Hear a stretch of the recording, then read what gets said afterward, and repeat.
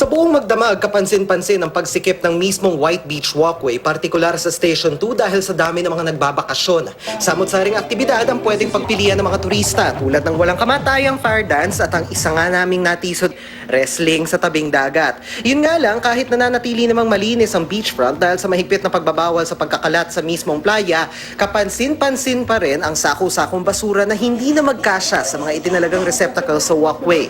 Samantala, nanawagan naman ang parokya ng Holy Rosary dito sa Boracay na kahit linggo ng bakasyon sa karamihan ng Semana Santa, huwag naman daw sanang makalimutan ng dahilan ng lahat, ang mismong Kwaresma o paghihirap ni Jesus para sa sanlibutan.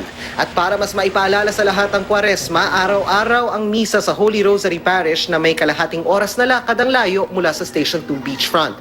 Inihahanda na rin ang cruise na gagamitin sa Via Crucis o Way of the Cross sa Biyernes Santo sa mismong White Beach mula Station 3 hanggang sa Station 1. Ang highlight talaga ng Kwaresmang ito ay hindi lang ito isang bakasyon, kundi yung tinatawag nating mahal na araw, na mahal tayo talaga ng Panginoon. Dano Tingkong, GMA News.